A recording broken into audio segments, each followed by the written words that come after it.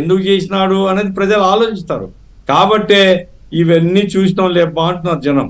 అందుకోసమే వాళ్ళు ఎంత గొంతు చించుకున్నా, వెంటనే ప్లే కార్డ్స్ పెట్టుకున్నా, వెంటనే ఏవో రకరకాల పత్రికల ద్వారా ప్రయత్నాలు చేసినా, సోషల్ మీడియాలో రెచ్చగొట్టినా ప్రజల్లో స్పందన లేదంటే ప్రజలు ఇది హత్యా ప్రయత్నంగా ఎవరు చూడడం లేదు.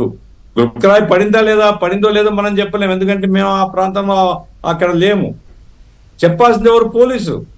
నిజంగా గుల్కరాయ లేకుంటే ఇంకేం రాయి, అది దొరికిందా దొరకలేదా, మరి దానికంతా ఎవరు విసిరినారు, ఎవరు దీని వెనుక ఉన్నారు, బాధ్యత పోలీసులదే కదా. కాబట్టి పోలీస్ డిపార్ట్మెంట్ ఏం చేసో చూద్దాం. కానీ నేను చెప్పేది ఏమిటంటే ప్రజల్ని రెచ్చగొట్టేందుకు, ప్రజల్లో సానుభూతి పొందేందుకు ఒక ప్రయత్నం జరిగిందని నేను భావిస్తున్నా. అది ప్రజలు పట్టించుకోలేదు, ప్రజలు సీరియస్ గా తీసుకోలేదు. కాబట్టి మళ్ళీ ఈ రోజు యథాతథంగా మొదలుపెట్టి ఇంకా నెల రోజులు ఉంది ఎలక్షన్లు అంటే, 28 రోజులు ఏదో ఉంది.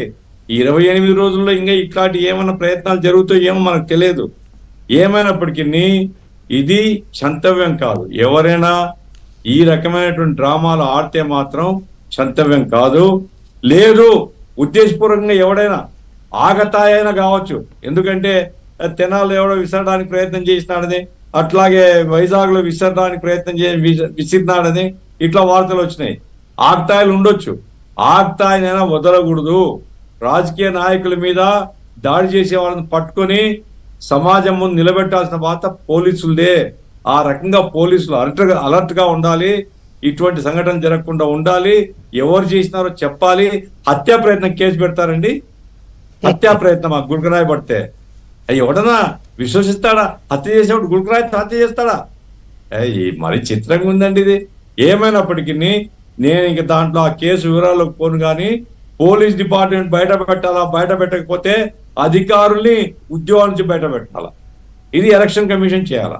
ఎవరైతే బాధ్యులుగా ఉన్నారో, ఎవరైతే ఇంటెలిజెన్స్ చీఫ్ ఉన్నారో, ఎవరైతే రాష్ట్ర డీజీపీ ఉన్నారో, అటువంటి కమిషనర్ ఆఫ్ పోలీస్ ఉన్నాడో, వీళ్ళందరినీ దానికి వాళ్ళు పనికిరారు ఆ పోస్టులు కానీ చర్యలను తీసుకోవాలా.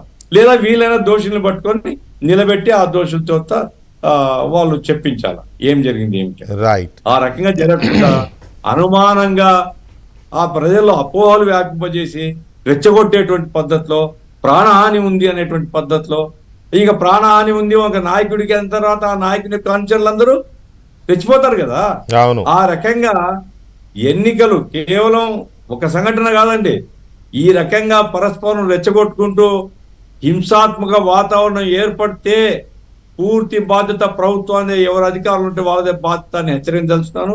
ప్రశాంత వాతావరణంలో ప్రజలు స్వేచ్ఛగా ఓట్లు పోల్ చేయాలంటే ఇటువంటి జిమ్మిక్కులు కాకుండా ప్రభుత్వం చర్యలు, పోలీసులు అలర్ట్ గా ఉండాలి, తగు ముందు జాగ్రత్త చర్యలు తీసుకోవాలి. లేదా ఇటువంటి ఇన్సిడెంట్స్ ను దాన్ని భూతత్వంలో పెట్టి పెద్ద హైలైట్ చేసి ఏదో హత్యా ప్రయత్నం జరిగింది అనేది మాత్రం మానుకోవాలని నేను చెప్పదచ్చు. రైట్. పట్టాభి గారు గుడ్ ఈవినింగ్ అండి. దాడిని మాత్రం మేము ఖండిస్తున్నాం. ఎవరు చేసినా వాళ్ళు బయట పెట్టాలా. అది డెఫినెట్ గా అది ఖండించాల్సిందేనండి. దాన్ని ఎవరు చేసినా ఖండించాల్సిందే. అట్ ద సేమ్ టైం మీరు అన్నట్టు ఇట్లాంటి లేనిపోని